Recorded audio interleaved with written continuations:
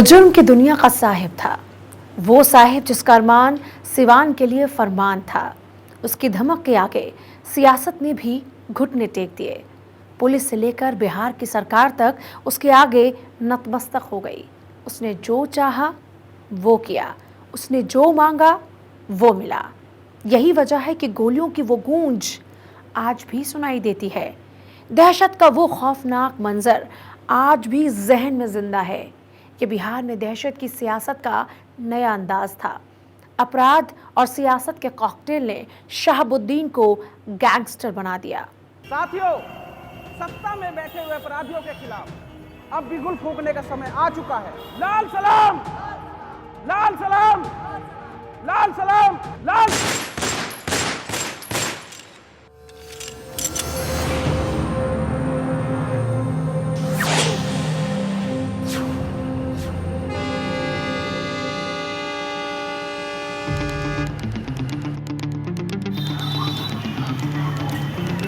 मुद्दे के रास्ते से बिहार की सियासत में अपने कद की लकीर को और लंबा करने की ये वो कोशिश थी जिसने सिवान के माथे पर गोलियों से छेद कर दिया। कहते हैं सिवान की जान हर वक्त हलक में रहती थी। सिवान की सड़कों पर खौफ रहता था। सिवान की सांसों में बारूद की महक रहती थी, क्योंकि सिवान को एक शहर से ज्यादा गैंगस्टर का अड्डा बना दिया गया था।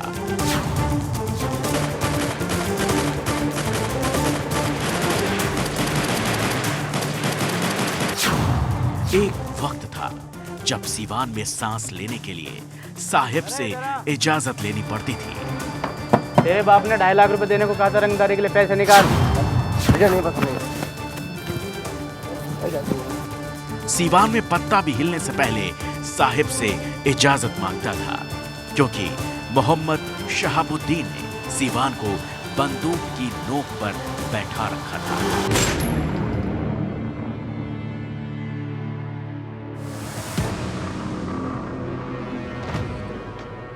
अपराध की दुनिया को अपनी जिंदगी बना लेने वाले मोहम्मद शहाबुद्दीन ने सिवान की हर दीवार को अपने आतंकी की गोलियों से छलनी कर रखा था। सिवान में शहाबुद्दीन की अलग सरकार चलती थी, दरबार लगता था, परेशानियां हल की जाती थी और सजा भी सुनाई जाती थी।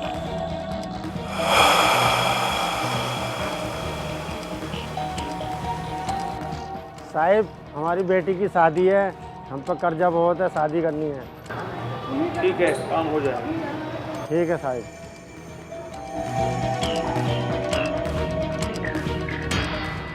साहिब, हमें हमारे स्कूल की फ़ीस भरनी है। हम आगे और पढ़ाई करना चाहते हैं, आप हमारी हेल्प कीजिए। सतवीर, इनके कॉलेज की फीस भर देना, ठीक है? चिंता मत करो, तुम्हारा काम हो जाएगा। इंसानियत की इस तस्वीर के पीछे शहाबुद्दीन ने हैवानियत का ऐसा कैनवास तैयार कर रखा था जिसका कोना कोना खून से रंगा था। जनता की मदद की आड़ में शहाबुद्दीन ने ऐसा जाल बिछा रखा था जिसमें वो शिकार फंसाता था और सरे बाजार उन्हें गोलियों से भून देता था।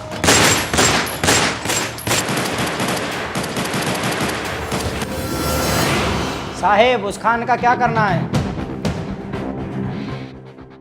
देख लेना अपने हिसाब से। ठीक है साहब। बहुत उड़ रहा है। ठीक है साहब। शहाबुद्दीन सिवान में खौफ का दूसरा नाम बन चुका था। सिवान को अपने शह पर गोलियों से भून देने वाले शहाबुद्दीन से सिवान की हवाएं भी खौफ खाने लगी। शहाबुद्दीन इंसानों की जान को जान नहीं समझता था।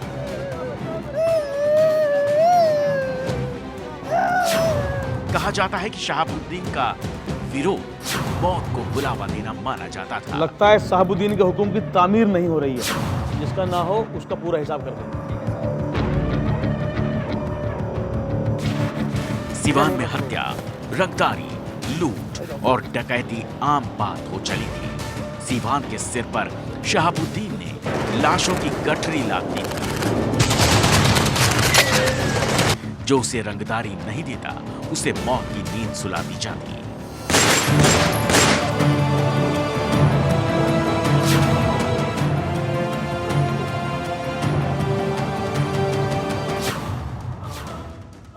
हाँ भाई पैसे दे।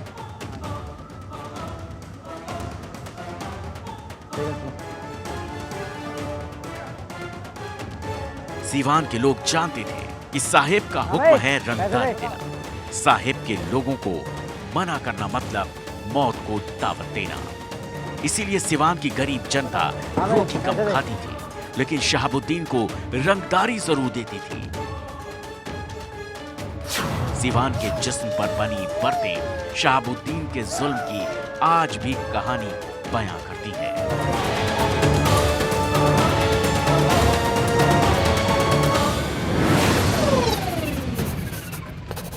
1986 के दौर में ही मोहम्मद शहाबुद्दीन ने अपराध की दुनिया में पहला कदम रखा और शहाबुद्दीन के खिलाफ हुसैनगंज थाने में मारपीट का केस दर्ज हुआ। यहीं से उम्र के साथ साथ शहाबुद्दीन ने अपराध का ग्राफ भी बढ़ा लिया और धीरे धीरे शहाबुद्दीन सीवान का साहेब बन गया।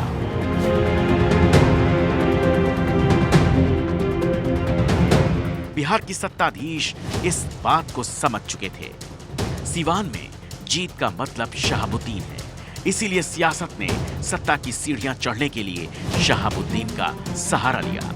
बिहार की सियासत में शहाबुद्दीन को लालू प्रसाद यादव का सहारा मिला। यहीं से सत्ता के गलियारे में सीवान के कथित साहेब का कद बढ़ने लगा। आओ नेताजी आओ, क्या हाल है? कैसे बस हो बढ़िया नेताजी? है। सब आप बढ़िया? कैसे हैं साहुद्दीन जी? बढ़िया बढ़िया, बैठिए। और सुनाओ कैसे आना हुआ? नेताजी का न्योता आया हुआ है आपके लिए। कुछ क्या न्योता आया है बताइए। न्योता है, आपको पार्टी ज्वाइन करनी है। अरे हम कहाँ सियासत में जाएंगे भाई, हम तो क्यों? बहुत साधारण आदमी हैं, हम सियासत में क्या करेंगे? लेकिन नेताजी ने कहा है तो ठीक है, देख लेंगे। अब नेताजी का न्योता आया तो आपको तो स्वीकार करना पड़ेगा। तो कब तक टाइम दे पाएंगे आप? जल्दी टाइम निकालेंगे, अच्छा, बात कर लेंगे हम। तो 2-3 दिन में निकल हाँ, पाएगा? जल्दी मैं टाइम निकालता हूँ, बात कर लूँगा। ठीक। लालू की छत्र छाया में शहाबुद्दीन ने जनता दल की यूथ विंग ज्वाइन की। 1990 में लालू प्रसाद यादव ने शहाबुद्दीन को टिकट दिया और शहाबुद्दीन पहली बार विधानसभा पहुंचा। इसके बाद फिर 1995 में विधानसभा चुनाव जीतकर शहाबुद्दीन का कद और बढ़ गया। गुंडई और सियासत के कॉकटेल ने शहाबुद्दीन को परफेक्ट गैंगस्टर बना दिया।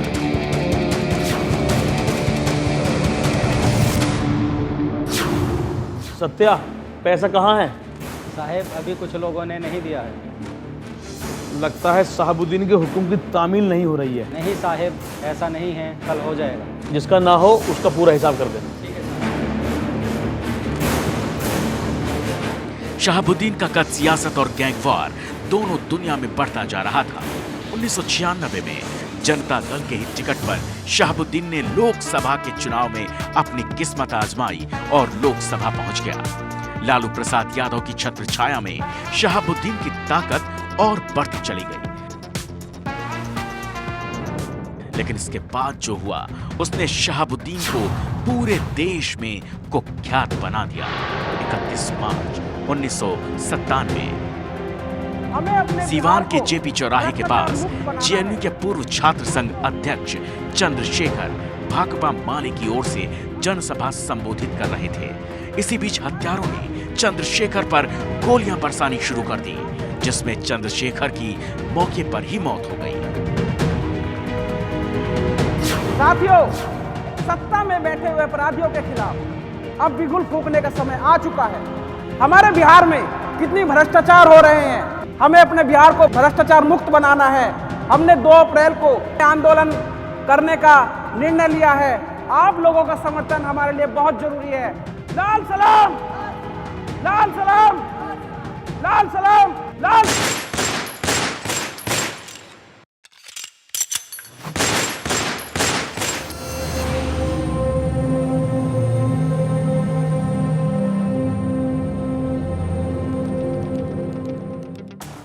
दौर था जब सीवान में शहाबुद्दीन का आतंक सिर चढ़कर बोल रहा था। शहाबुद्दीन के गिरेबां पर हाथ डालने की पुलिस की भी हिम्मत नहीं होती।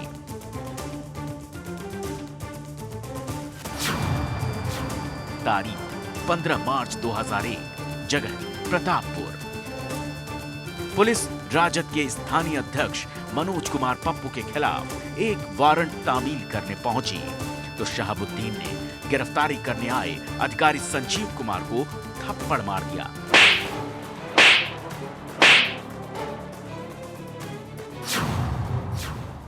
नेताजी, आपको गिरफ्तार करने के मेरे पास वारंट है।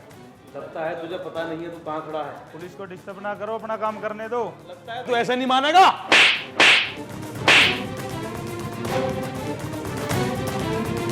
एसपी, होश में आके बात करो। मेरे यहां पे कोई गिरफ्तारी नहीं होगी।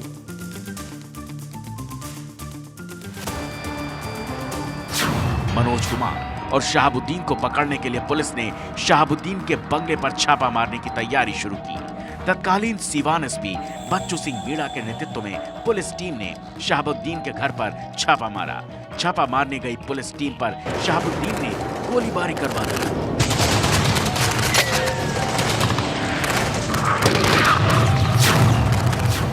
पुलिस पर हुए इतने बड़े हमले के बाद पूरा बिहार सख्ते में आ गया। शहाबुद्दीन खुलेआम कानून की धज्जियां उड़ा रहा था, लेकिन सत्ता के दबाव में कानून के हाथ शहाबुद्दीन की कॉलर तक नहीं पहुंच पा रहे थे।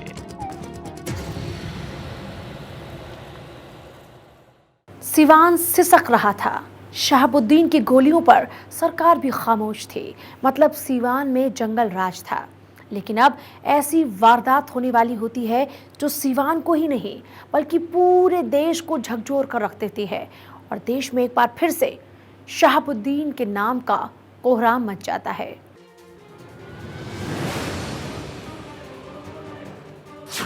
सिवान के माथे पर तेजाब का तिलक लगाने का वक्त आ चुका था।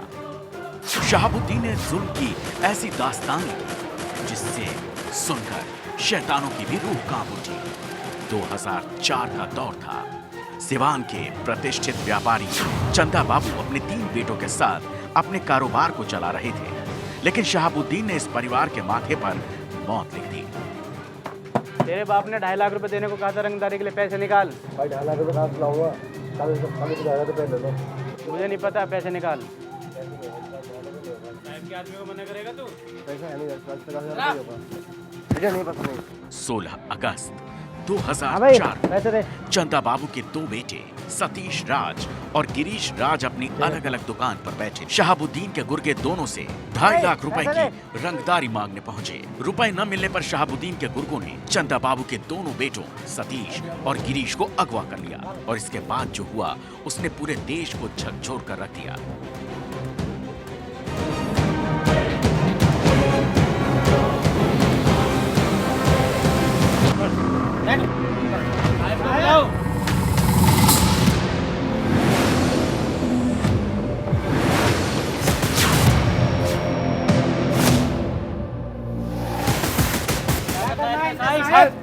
नहला दो इन्हें गंगा जल से,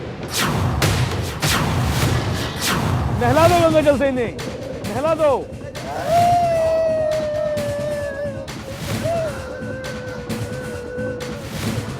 नहलाते रहिए जब तक ये जल न जाए पूरी तरीके से।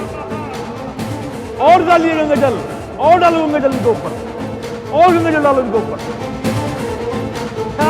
और डालो गंगा जल इनके ऊपर, और डालो गंगा जल इनके ऊपर। शहाबुद्दीन के शूटर चंदा बाबू के दोनों बेटों को रंगदारी न देने पर तेजाब से नहला दिया। तेजाब पड़ने से दोनों भाई के शरीर से मांस छूट जाता है और शहाबुद्दीन के गुर्गे दोनों भाइयों की निर्मम हत्या कर देते हैं। सिवान के तेजाब कांड से पूरे देश में हाहाकार मच गया। इस पूरी तस्वीर का चश्मदीद गवाह था सतीश और गिरीश का तीसरा भाई राजीव, जो किसी तरह अपनी जान बचाकर बदमाशों की गिरफ्त से भाग जाता है। राजीव भाइयों के तेजाब से हुई हत्याकांड का गवाह बना, लेकिन इसके शहाबुद्दीन ने उसके माथे पर मौत लिख दी। साहेब, चंदा बाबू का तीसरा बेटा राजीव भाग गया है। अरे कैसे भाग गया? तुम लोग सो रहे थे क्या? उसका काम लगाते साहब। लगा दो। ठीक है साहब।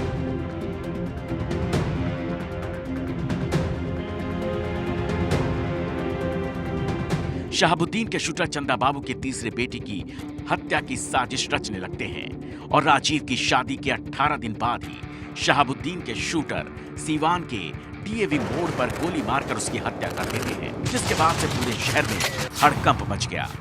सीवान में शहाबुद्दीन को चुनौती देने वाला कोई नहीं था, लेकिन दबंगई की विरासत को हथियाने के लिए शहाबुद्दीन के सामने चुनौती बनकर खड़े हुए खान ब्रदर्स।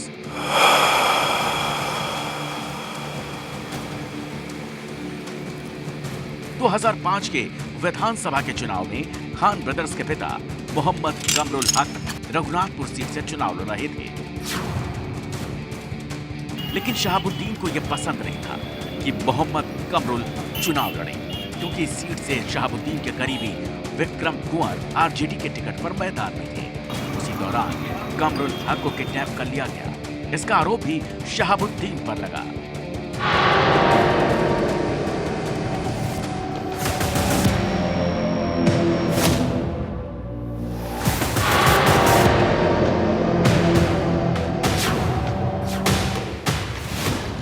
सीवान में अपना दबदबा कायम करने के लिए रईस खान ने शहाबुद्दीन को सीधी चुनौती दी। यहीं से शहाबुद्दीन और खान ब्रदर्स की गैंगवार शुरू हुई।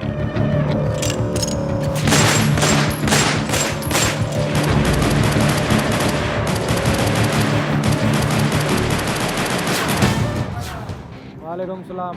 उनका काम लगाना होगा। टेंशन मत लो, काम ऐसे करना किसी को खबर ना हो, बस यही चाहता हूं मैं।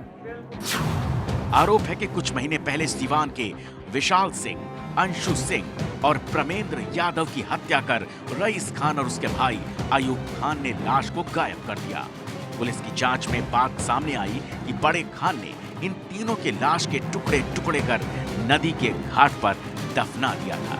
सीवान में शहाबुद्दीन का विरोध मतलब मौत था।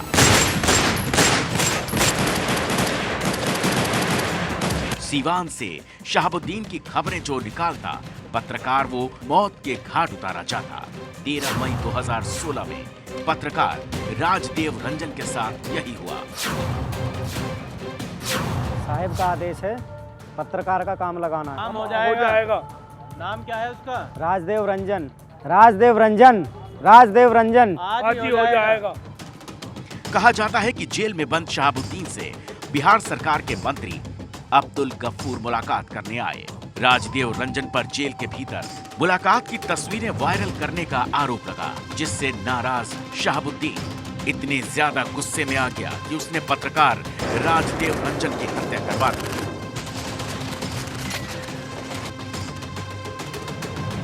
शहाबुद्दीन को कमजोर करने के लिए रईस खान ने सियासत में कदम रखा। सीवान से रईस खान ने विधान परिषद का चुनाव लड़ा था। रईस की वजह से बीजेपी जैसी बड़ी पार्टी तीसरे नंबर पर चली गई और रईस खान दूसरे नंबर पर रहा। रईस साहब के रास्ते में आ रहा है, उसको किनारे लगाना पड़ेगा। सीवान में सिर्फ साहिब की ही चलेगी। जो भी साहब के रास्ते में आएगा मारा जाएगा। शहाबुद्दीन के शूटर रईस खान को ठिकाने लगाने की प्लानिंग करते हैं। तभी फरवरी 2018 में दिल्ली के द्वारका इलाके में शहाबुद्दीन के करीबी फिरोज खान की दिन दहाड़े हत्या होती है और रईस खान पर हत्या कराने का आरोप लगता है। पकड़े गए शूटर्स के मुताबिक रईस खान ने फिरोज खान की हत्या के लिए 1 लाख रुपए की फिरौती दी। शहाबुद्दीन और रईस खान के बीच की दुश्मनी पुरानी है, जो अब तक चली आ रही है। 4 अप्रैल को रईस खान के काफिले पर महुअल गांव में हमला होता है। AK-47 से हुए इस हमले में रईस खान बार बार बच जाता है। एक शख्स की मौत हो जाती है। शहाबुद्दीन की मौत के बाद सीवान में अब खान ब्रदर्स अपना वर्चस्व बढ़ाने के लिए जुर्म की नई नई कहानियां लिख रहे हैं।